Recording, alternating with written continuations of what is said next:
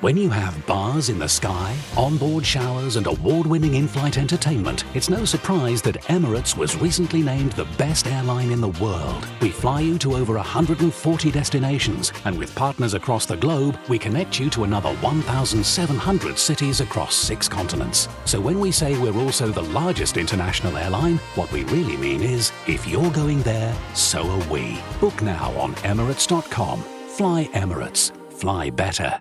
Your customers are important to you, but they won't feel that way if they're messaging a clunky chatbot or waiting on hold. Please hold. Estimated wait time is 25 minutes.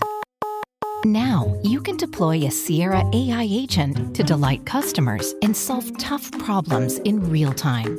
Always friendly, always helpful, always ready. Visit Sierra.ai to learn more. That's Sierra.ai. Bloomberg Audio Studios. Podcasts, radio, news. President Donald Trump speaking to a joint session of Congress for almost exactly 100 minutes.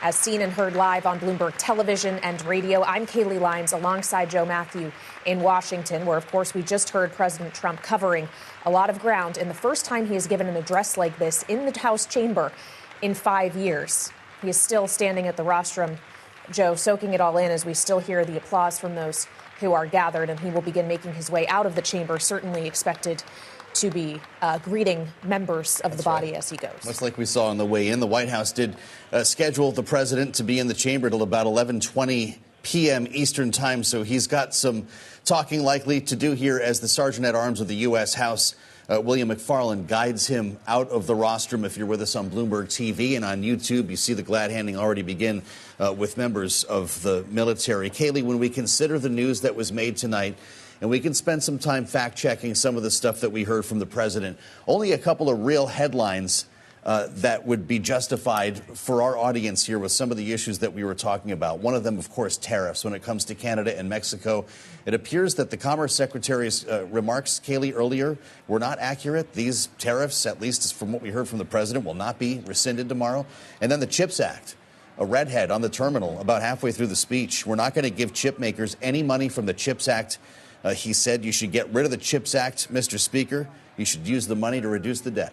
And, of course, that was not his only ask of the Speaker or the other members of Congress who were gathered. He was pitching them on tax cuts that he would like to see implemented or at least extended through legislation, as well as funding for the border, something he touched on a lot. Both of those issues speaking to the mandate with which he believes he was elected in November for focusing on the economy and on immigration. We certainly heard a lot of that tonight as we see the president shaking hands with members on the floor. If you're with us on Bloomberg TV and on radio, of course, we are expecting that this will last for some time as we consider, Joe, and you mentioned the notion here of all of the different things that we could talk about that we heard from the president. Many of it, of course, things we've heard from him repeatedly over the course of his 6 weeks in office thus far. That's for sure. Quite the scrum there on the floor of the House as he tries to make his way through the lawmakers. And our signature panel is with us right now. They were watching and listening along with you. Bloomberg Politics contributors Rick Davis,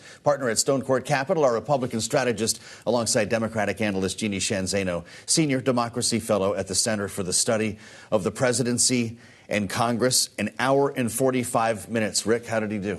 Yeah, I think that, he made his case to the American people that his administration's on track and that he's accomplished more in a very short time that he's been in office than any other presidency in history, including, I would say, the comparisons he was making to George Washington. So he went back to the founding of our nation and graded himself successful.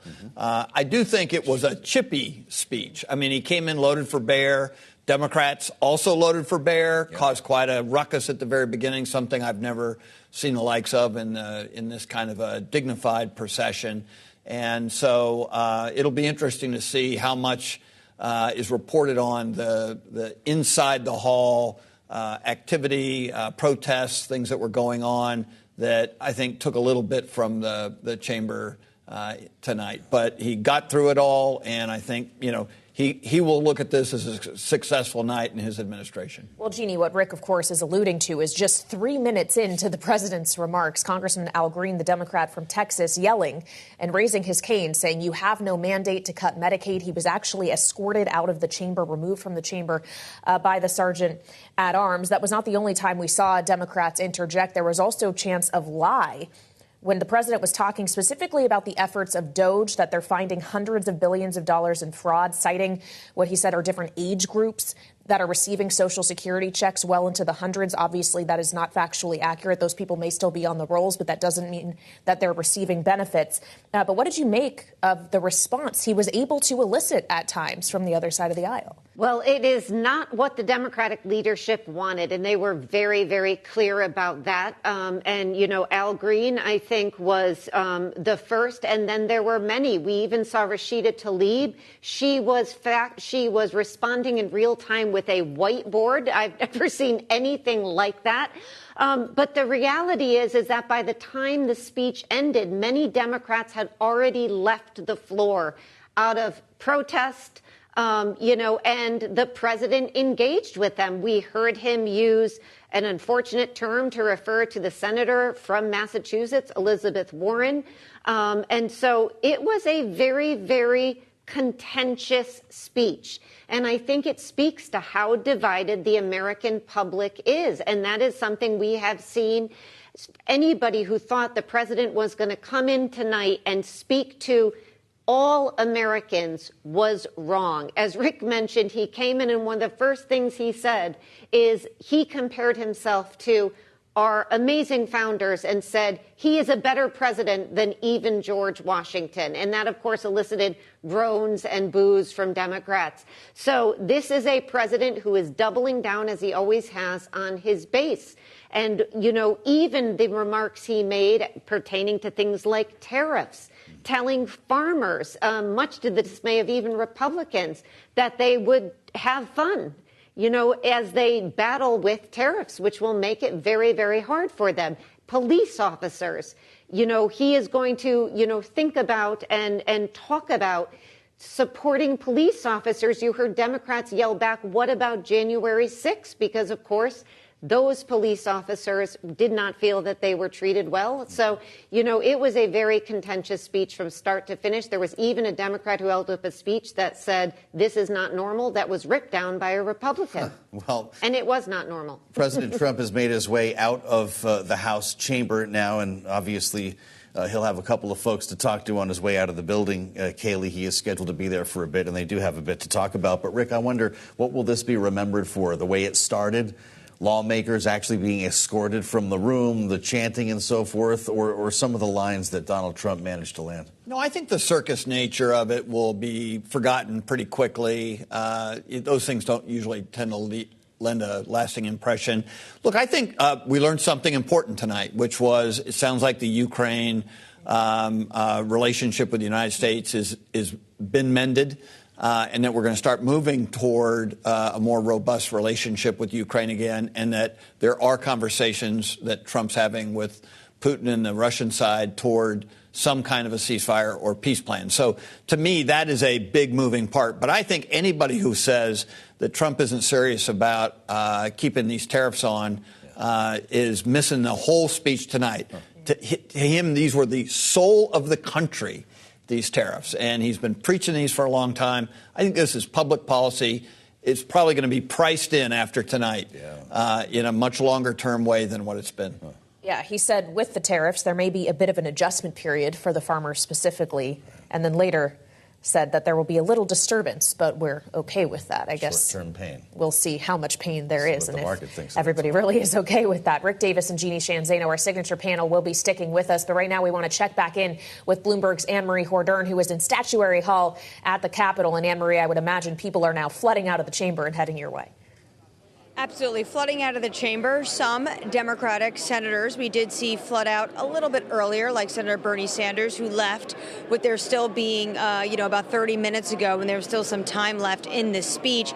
I'd love to pick up on Rick's point there, though, about tariffs, because there was a little bit of nuance to what Trump said. Yes, 100%. Trump believes you tax us, we tax you. He reiterated the timeline of when tariffs will be going on, especially April 2nd, when it comes to those reciprocal tariffs. But we heard earlier today from Commerce Secretary Howard Lutnick, who I'll be speaking to tomorrow morning, and he really opened the door for potentially some sort of deal, maybe bringing down the levy when it comes to Canada and Mexico. And Trump said something tonight that I think is being missed right now.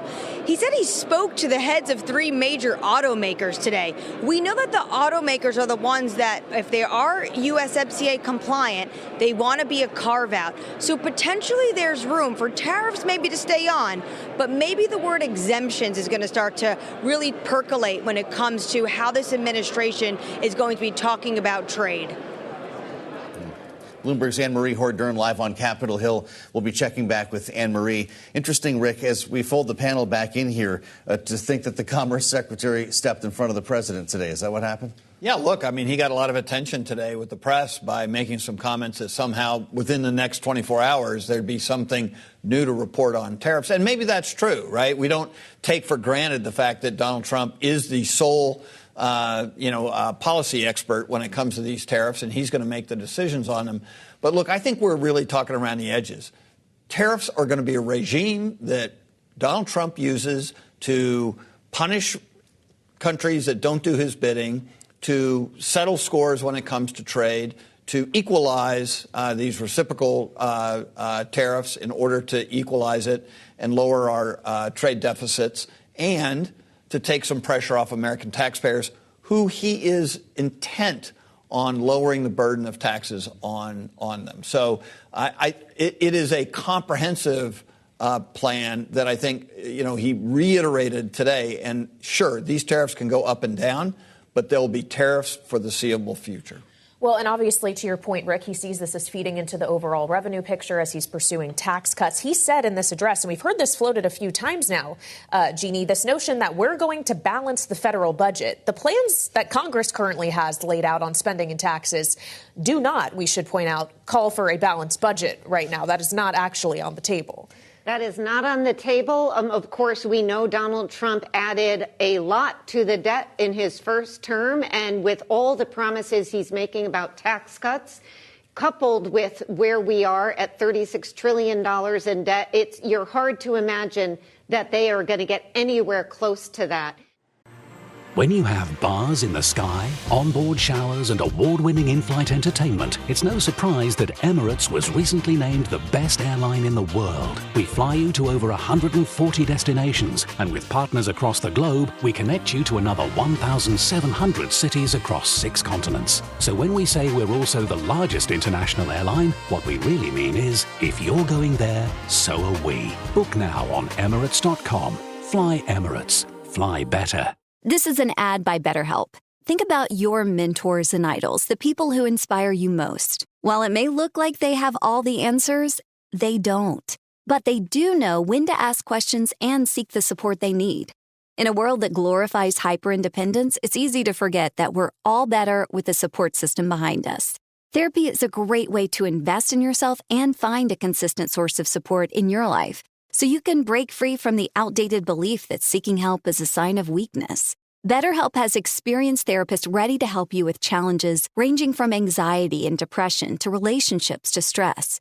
It's convenient, too. You can join a session with the click of a button, helping you fit therapy into your busy life. And you deserve that. You can even send your therapist a message anytime something comes up. Build your support system with BetterHelp. Visit BetterHelp.com/podbusiness today to get 10% off your first month. That's BetterHelp, HELP.com/podbusiness. Special coverage on Bloomberg TV and radio. I'm Joe Matthew in Washington. I want to get back to Capitol Hill now, where Bloomberg's Anne-Marie Hordern is surrounded by a sea of dignitaries and lawmakers who were at the speech earlier. Anne-Marie? It's absolutely packed here, especially when it comes to the president's cabinet. They're his secretaries, and specifically given the fact that he made a lot of news this evening when it comes to things like tariffs and energy. That's why we're so lucky right now to be joined by Energy Secretary Chris Wright, an individual who made the move from the business sector. You were an engineer as well, spent your entire career in energy, and now you're going to be leading the president's policies. I want to pick up on one thing he said today.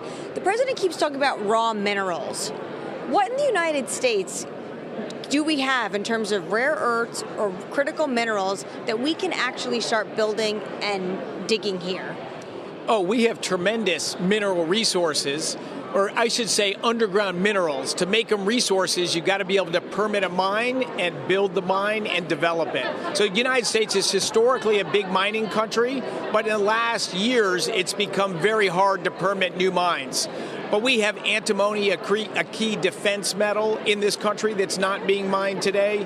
We've got ability to expand our copper production, a key metal for industrial growth. There's been a copper mine on hold in Arizona. What are the plans for that? Exactly, and we'll dig into that one deeper, but that looks like a high-grade copper mine that should move forward, the Resolution mine, I believe it's called. So we have a ton of resources. Our country has just become a place where it's hard to do something and it's easy to stop something. So part of our goal in the Trump administration is to make it easier for businesses and entrepreneurs to develop resources in the United States, create jobs here in the United States, and therefore push prices down. How long do you think it's going to take? Mining has been historically very slow. The United States was recently ranked the second slowest country in the world to develop a mine. From finding a resource to developing a mine has averaged over 20 years. But there's projects further along that we want to nudge over the line and get into production. I asked that question because the pendulum shifts so much, so that if you're an investor, potentially what happens in 4 years if you put money into a project like Keystone Pipeline and then it gets yanked with a new administration. How are you going to give the business community this confidence that they can invest and that investment is here to stay? That is a great question. Some of the things we can do, like an energy department, we just stopped permitting new LNG export terminals in the last administration. We've immediately started that back. But other things, to your point, things that we need to change in law or in statute, they may take a little longer to happen, but we want to make some permanent changes. So the United States is a desired place to invest in again, as we have been historically. But I think you've seen in this president's first 45 days announcements of enormous size investments coming to this country. So I think the feel of a different business climate, the feel of the return of common sense is there, but we do have to put more of this actually into law so it's long-lasting. We saw OPEC Plus say they're going to add more barrels to the market. They've been on hiatus with this for about 2 years. At the same time, President Trump's Treasury Secretary talks about the United States adding 3 million more barrels. What's the price that's acceptable for consumers, but also enough for drillers to want to make sure that they're drilling again? So dependent upon costs. Historically, maybe that's been $70 to $80 the last 4 years. But I think with the Trump administration, it's going to become easier and less risky to get permits. The cost to do business is going to go down. So I think even with tariffs? I think so. Absolutely. The tariffs right now are on the margin to push investment into the United States, to make more materials and more support in the United States. But I think you're going to see break-even costs become lower in the United States, and we should see a drift downward in oil prices, as we've seen the last 2 months. Do you have a price? I can't predict the future, or I'd be an oil trader. But what we want is lower prices for oil, lower prices for gasoline and diesel, electricity and home heating, all of those. We want to increase supply and therefore drive down price. Energy Secretary Chris Wright, thank you so much for your time. That was, of course, the new Energy Secretary, Chris Wright, repeating what we hear a lot from this president, lower energy prices. Drill, baby, drill. Got a big applause in the chamber this evening. Bloomberg's Anne-Marie Hordern, thank you so much. We'll check back in with her in just a moment, but we return first to our signature panel and Bloomberg Politics contributors Rick Davis and Jeannie Shan Zaino. Jeannie, I want to get your reaction quickly while we can to Senator Elissa Slotkin's response that we just heard. Anne-Marie was talking to the Energy Secretary there about tariffs. Senator Slotkin says a trade war will hurt manufacturing and farmers. If he's not careful, speaking of the president, he could walk us right into a recession. Did she have the right message?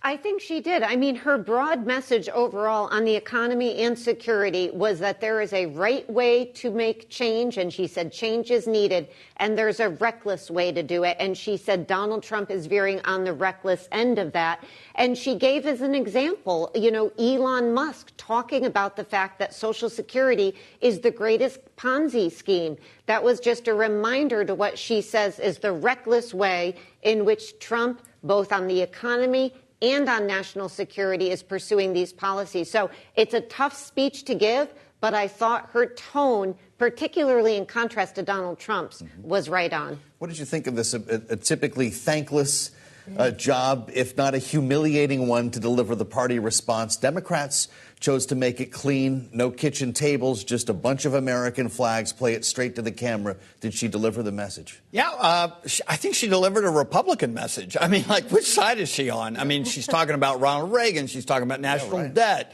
She's, a very, very centrist message for Democrats, and a very, very similar message you'd hear from a mainstream Republican who would be giving a speech like that after a Democratic president would have come to the chamber. I mean, I don't think she made any mistakes. There's a lot that I think a lot of voters are going to like about that. But she is way to the right of her party. I mean, while she's giving that speech, you have Bernie Sanders, who decided to leave early so that he could give his own version of this speech. And I don't know what he said tonight, because we were listening to the sometimes Republican Elissa Slotkin. Yeah. But, that's the problem with the Democratic Party, is there's no one party. There's the left, represented by Bernie Sanders, and a moderate middle, more represented by Elissa Slotkin. Well, we're going to hear from a prominent Democrat right now who might take issue with that characterization. Bloomberg's Anne-Marie Hordern is joined now live from Capitol Hill by California Senator Adam Schiff. Anne-Marie?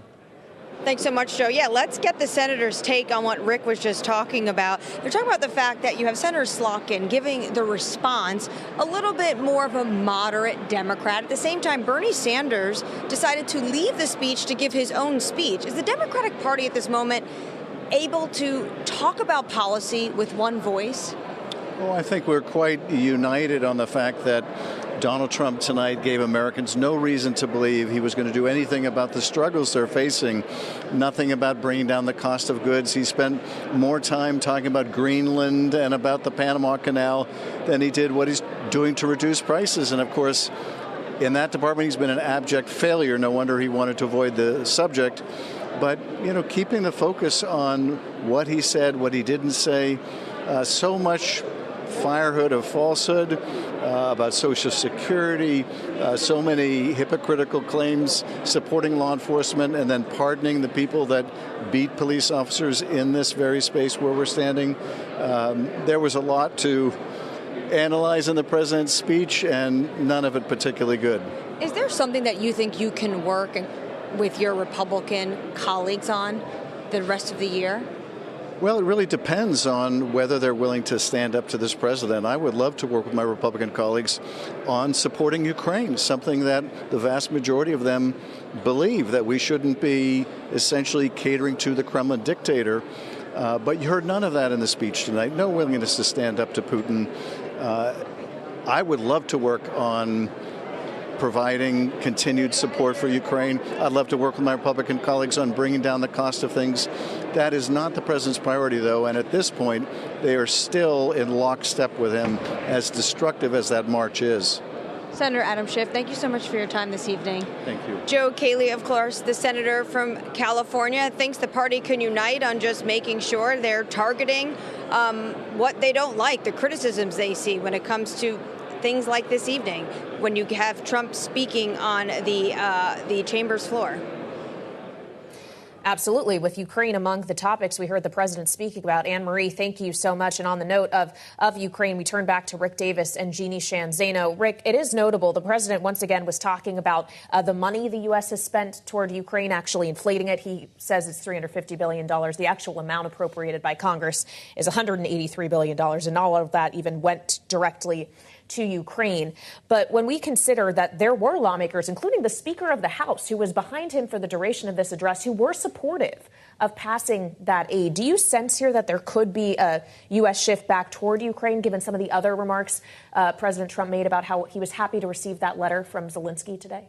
Yeah, look, I mean, I think we're in a period of time where the Republican Party is singularly defined by Donald Trump. So if Donald Trump says that extra support to Ukraine would help give him a card to play with Vladimir Putin to get him to the peace table, they'll do that. If he says cut off aid like he did yesterday and suspend military assistance, they're going to say OK with us. So I think what we saw tonight was a president completely in command of his party. They stood up every time he finished a sentence and applauded. This is a party that he will dictate terms of their legislative agenda and the national agenda, and they will pull that rope anywhere he tells them to go. So I think, yes, I mean, I think that as long as Donald Trump has it in his mind that additional support to Ukraine strengthen his hands to get peace, he made it totally clear he wants to stop the bloodshed on the border between Ukraine and Russia, and Ukraine will either benefit from that or pay a price. Let's bring our audience right back to Capitol Hill now live. Bloomberg's Anne-Marie Hordern has another member of the Trump administration standing by. Anne-Marie? That's right. A new Secretary for Housing and Urban Development, Scott Turner. Thank you so much for joining us this evening. So the president outlined his agenda and a lot of his policies, but you're a brand new secretary. What are you hoping to achieve? Well, you know, tonight was really a fantastic time and a powerful time in President Trump outlining the America First agenda. And as the Secretary of HUD, you know, we also have an America First agenda to serve the American people. At HUD, we serve the most vulnerable citizens in our country. And as far as priorities, you know, we have a housing affordability crisis in our country. And so we want to bring up the supply and decrease the costs, either by regulatory reform, by public-private partnerships. A couple weeks ago, we took down the AFFH rule, which was really a social engineering of neighborhoods. And so we want to bring back local control, decrease the costs, working with localities, bring federal costs down. And so homelessness in our nation, you know, went up 18%. Doesn't so much of this have to do with where mortgage rates are right now? And that's pretty much out of your control. Do you see the housing market being able to move if mortgage rates are not coming down? Well, you know, since President Trump came in, you know, mortgage rates have been coming down every week. And that's a big problem. And, you know, in America, people can't afford to buy houses because inflation is up, mortgage rates are up, the cost is up. And so we want to bring the cost down and increase the supply. And so President Trump on the first day signed an executive order, you know, to restore housing affordability and decrease the cost for every American in our country.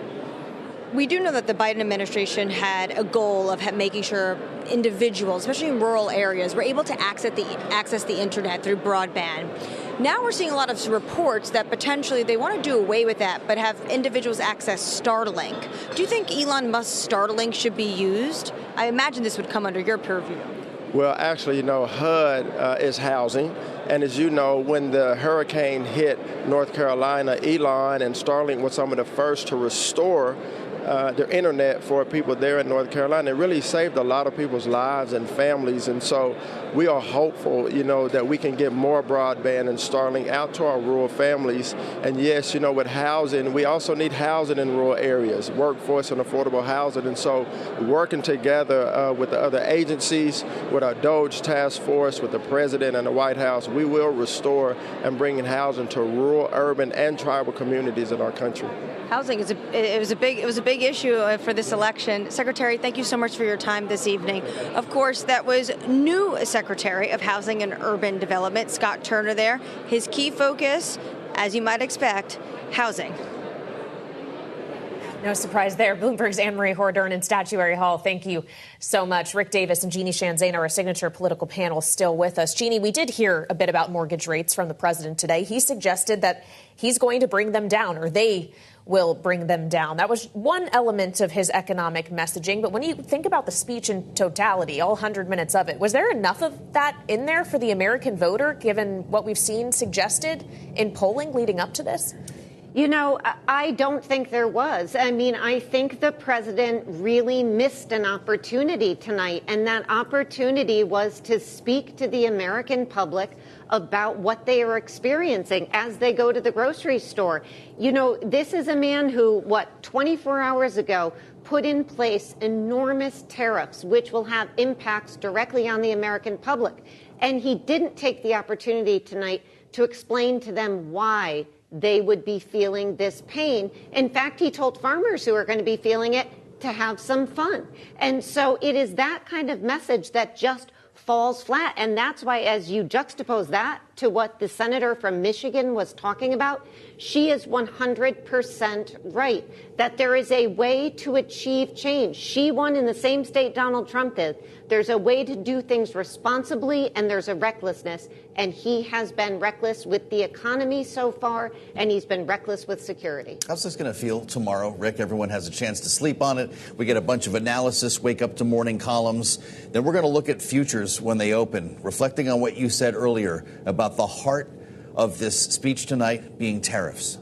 Yeah, anybody who was trading on the idea that Howard Lutnick was espousing earlier today, that somehow these tariffs were going to be modified to a point where they didn't have a big impact, they're going to wake up with another sensibility. I think there's no daylight in this speech on what the Trump administration plans to do with the use of tariffs. And I was surprised. The one thing that I thought was something that the Trump administration could have bought into was the CHIPS Act. I mean, the idea that we've allocated billions of dollars to spur chip development in the United States, I thought was an agenda item that Donald Trump would take from the Biden administration and embrace. But, oh, no, any monies that were not spent up to this point in time on the CHIPS Act are going to be recaptured and used to reduce the debt, at least, based on what Donald Trump said tonight.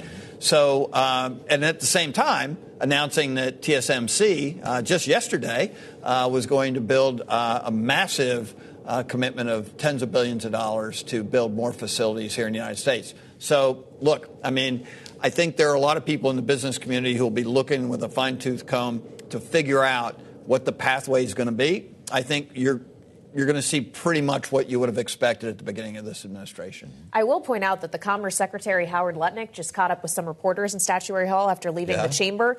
He reiterated that there will be an announcement on tariffs on Canada and Mexico tomorrow. Jeannie, should we really expect this? It almost is tomorrow, in fact. It's 23 minutes to midnight. I am holding my breath. I can't wait to find out, because the speech we heard, the president seemed to be doubling down on those tariffs. Could he change his mind? Certainly, and perhaps the Commerce Secretary knows what is coming, but it does not seem like what we heard from the president tonight. He seems very invested in pursuing a policy of tariffs, and it is a long-term commitment from the president. You think we see a signing ceremony soon with President Zelensky?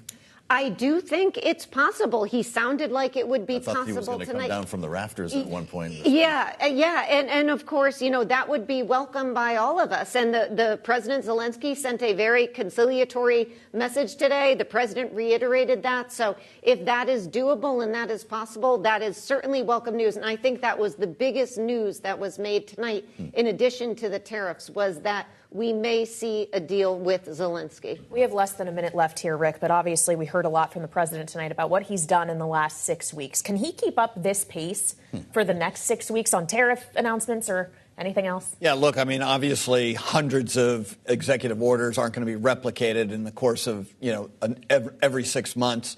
But the reality is that they are up to a fast pace. And I would imagine as these cabinet secretaries dig into their agencies, they're going to find things that they're going to be reversing and engineering on their own. So, yeah, I think this is going to be an administration, whether it's sustainable over years, we'll see. But I think this is going to be a year of massive change in Washington, and it's going to go on for quite some time to come. This has been a great conversation with our signature panel, and many thanks to Jeannie Sheehan Zaino and Rick Davis for being with us on a special edition of Balance of Power. Many thanks to you as well. And get a jump on trading tomorrow morning, 8 a.m. Eastern Time. Bloomberg TV and radio interviewing Commerce Secretary Lutnick. Anne Marie will have that conversation for us.